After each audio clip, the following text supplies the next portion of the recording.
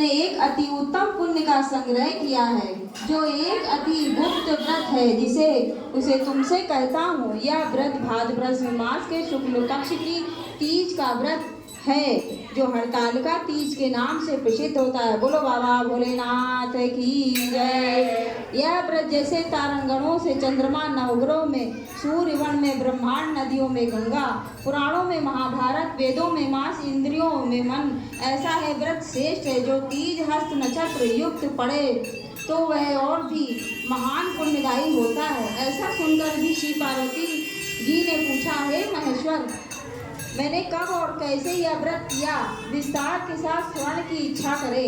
इतना सुन भगवान शंकर बोले कि हे उमा, भारतवर्ष के उत्तर में यह जो हिमालय श्रेष्ठ पर्वत है, यह नाना प्रकार की धन संपदा, खनिज, वनस्पतियों, औषधियों से युक्त है। यह हिम शिखरों वाली चोटियों रूपी भुजाओं से आकाश को छूता हुआ गंगा के कल कल शब्द से शब्दमान रहता है। यह नाना प्रकार के पशु पक्षी विचरते हैं। इसके राजा का नाम हिमाचल था। वह उनके गृह में तुम भी भगवती रानी मैना से पैदा हुई थी। बोलो माता रानी की जय। तुमने बाल्यकाल से ही मेरी आराधना करना आरंभ कर दिया था। कुछ आयु बढ़ने पर तुमने हिमालय की दुर्गम गुफाओं में जाकर सहेली सहित मुझे पाने हेतु 12 वर्ष का तप आरंभ किया। तुमने ग्रीष्म ऋतु में बाहर चट्टानों पर आसन लगाकर तप किया, वर्षा ऋतु में बाहर पानी में तप किया, हिम ऋतु में पानी में खड़े होकर मेरे ध्यान को संलग्न किया कर रही। इस प्रकार 6 ऋतुओं में तपस्या कर ली। और जब भी मेरे दर्शन ना मिले तो तुमने ऊर्ध्वमुख होकर केवल वायु सेवन की, फिर वृक्षों के सूखे पत्ते खाकर इस शरीर को क्षीण किया। तुम्हारी इतनी कठिन तपस्या करने पर भी मैं उस उपयुक्त समय की प्रतीक्षा करता रहा जब तुम्हारी तपस्या और अधिक कठोर हो गई हो और तुम्हारे पिता के हृदय में तुम्हारे विवाह का विचार उत्पन्न हो। एक दिन तुम्हारे तेजस्वी स्वरूप और तुम्हारी विवाह योग आयु को देखकर तुमने पिता को चिंता होने लगी कि मुझे अपनी ऐसी कन्या के लिए उपयुक्त वर की खोज करनी चाहिए। उन्हीं दिनों नारद जी ने भ्रमण करते हुए हिमालय क्षेत्र में आए और वह तुमने देखा कि जानकर कि तुमने राजा हिमाचल की पुत्री हो। वे तुम्हारे पिता के यहाँ गए और राजा ने अति हर्ष के साथ महर्षि का स्वागत पूजन किया और उन्हें योग आसन देकर उनसे उपस्थित होने का कारण तो गुफा में प्रवेश कर वहाँ मेरे नाम की तपस्या करने लगी। बोलो माता गौरी की जय। भाद्रपद शुक्ल की हस्त नक्षत्र युक्त तृतीया को तुमने उपवास रख कर बालू से शिवलिंग की स्थापना की और पूजन कर रात्रि जागरण किया। तब तुम्हारी तपस्या और व्रत पूजन से मैं आंदोलित हो उठा और मैंने तुम्हें प्रकट होने हो दर्शन दिया। बोले बाबा भोलेनाथ की जय। तुमसे वरदान मांगने को कहा। तब तुमने लज्जा युक्त से हो अपने सिर को झुकाया और कहा, अब आप जानते हो यदि आप मुझसे प्रसन्न हैं तो मुझे अपनी अर्धांगिनी रूप में स्वीकार करें। बोलो बाबा भोलेनाथ माता पार्वती की जय। तब प्रसन्न हो मैंने तुम्हारी मनोकामना की पूर्ति करना स्वीकार किया और कैलाश लौट आया। इधर तुमने अपने घर में इस प्रकार बिना कहे चले जाने पर तुम्हें बहुत खोजा गया। घर घर वन में बहुत ढूंढा गया, किंतु तुम्हारे ना मिलने पर राजा हिमाचल कहने लगे कि हमारी कन्या को कौन सा देव, दानव, गंधर्व, किन्नर कहाँ हर ले गया। तुम्हारे पिता तुम्हें कहीं ना पाकर और भगवान विष्णु के साथ तुम्हारे विवाह का वचन भंग होने की चिंता में दुखी हो एक बार तो मूर्छित हो गिर पड़े। इधर तुमने अपने व्रत का अनुष्ठान की पूर्ति होने पर व्रत का पारण किया, समस्त पूजन सामग्री को नदी में विसर्जित कर स्नान आदि किया। उसी समय तुम्हारे नगर निवासी मंत्री गण पिता हिमाचल के साथ वहां आ पहुंचे तथा तुमको सखी सहित पाकर प्रसन्नता को प्राप्त हुए। वे तुमको लिपट कर रोने लगे और बोले, उमा, तुम बिना बताए इस भयंकर वन में कैसे चली आई? जहाँ सिंह व्याघ्र सर्प भालू हिंसक जीवों का निवास है, यहाँ तुम कैसे अब तक रह सकी? चलो अब घर चलो, देखो तुम्हारी माता आदि सभी तुम्हारे इस प्रकार चले आने से दुखी हैं। यह सुनकर तुमने कहा, पिताजी आपने जो मेरा विवाह विष्णु जी के साथ करना स्वीकार किया है, इससे मैं इसी वन में रहकर अपने प्राण विसर्जन करूंगी। बोलो गौरी मैया की जय। मैं सदा शिव शंकर को अपना पति मान चुकी हूँ और उन्होंने मुझे वरण किया स्वीकार कर लिया है, अतः हे तात मुझे घर चलने को मत कहो। ऐसा सुनकर महाराज हिमाचल दुखी हुए और बोले, हे पुत्री तुम शोक मत करो, मैं तुम्हारा विवाह भगवान विष्णु के साथ कदापि नहीं करूंगा और तुम्हारा अभिष्ट वर जो तुम्हें प्राप्त है उन्हीं सदाशिव के साथ ही तुम्हारा विवाह करूंगा। अब घर चलो। इतना सुनकर तुम खुशी खुशी अपनी सहेलियों के साथ नगर में गई और अपनी माता तथा सहेलियों से मिली। तभी और आनंद और प्रसन्नता छा गई। एक शुभ मुहूर्त में वेद विधि के साथ तुम्हारे पिता हिमाचल और माता महारानी मैना ने हमारे साथ तुम्हारा विवाह कर दिया। हे पार्वती बोलो बाबा भोलेनाथ की जय, माता पार्वती की जय।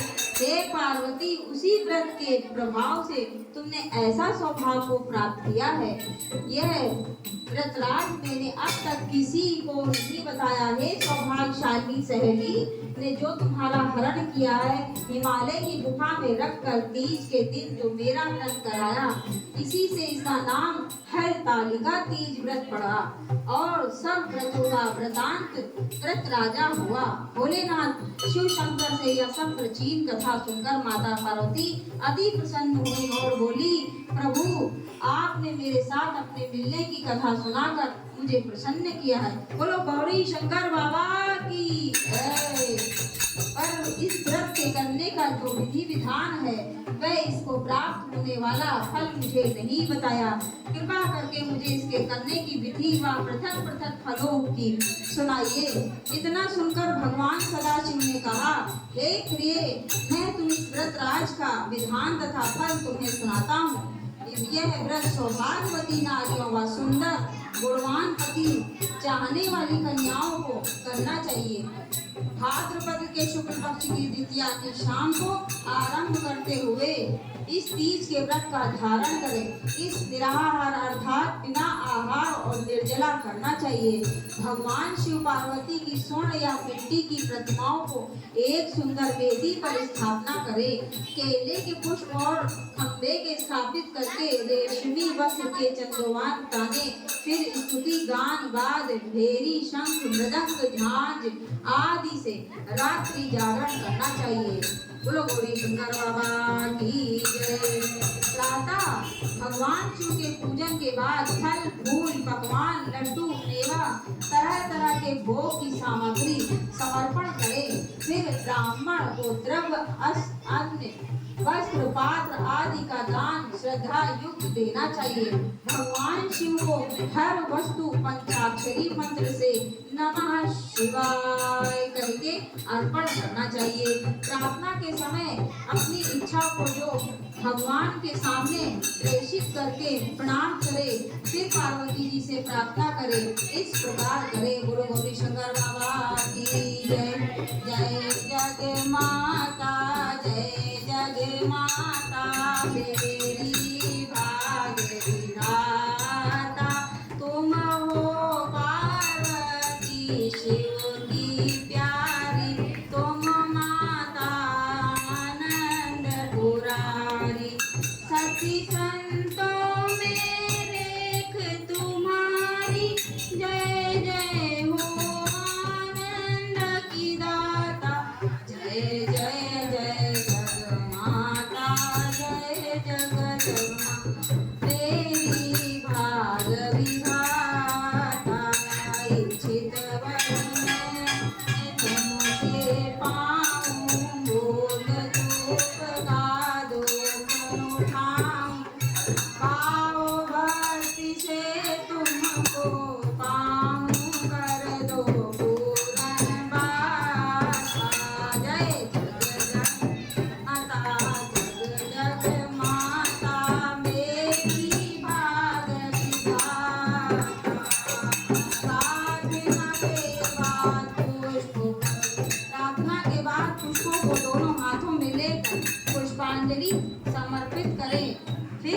अर्थी को शिवलिंग, नदी या तालाब में विसर्जन करें। फिर 3 ब्राह्मणों को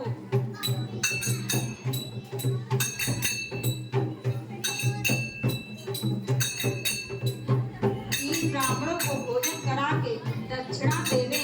इस प्रकार यह व्रत पूर्ण करने से नारी सौभाग्यवती होती है। बोलो गौरी शंकर बाबा की जय। तथा धन व पुत्रों पौत्रों से सुखी होकर जीवन व्यतीत करती है और कन्याओं को व्रत करने से पुनीत, विद्वान, धनवान वर प्राप्त होने का सौभाग्य मिलता है। हे देवी, जो सौभाग्यवती नारी इस व्रत को नहीं धारण करती वह बार बार वैधव्य एवं पुत्र शोक को प्राप्त होती है। जो नारी तृतीया के दिन व्रत रहकर चोरी से अन्न खाती है वह शूकरी का जन्म पाती है, और फल खाती है वह बंदरिया की योनि प्राप्त होती है। जो जल पीती है वह जोग का जन्म लेती है, और जो दूध पीती है वह सर्पणी का जन्म ग्रहण करती है।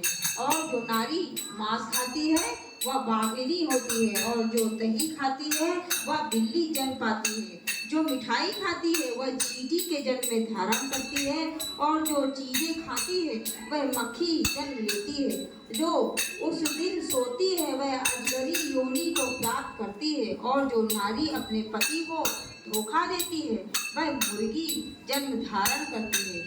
हे उमा, जो इस व्रत को श्रद्धा विधि से धारण करती है वह मुझसा पति प्राप्त करती है। बोलो गौरी शंकर बाबा की जय। तथा दूसरे जन्म में तुम्हारे समान स्वरूप पावन होकर करके इस संसार में उत्तम धाम एवं सुख भोग कर को प्राप्त होती। इस व्रत के करने के बाद नारियां शिवलोक वासिनी होती हैं। बोलो शंकर भगवान की जय। पार्वती का 5 चालीसा।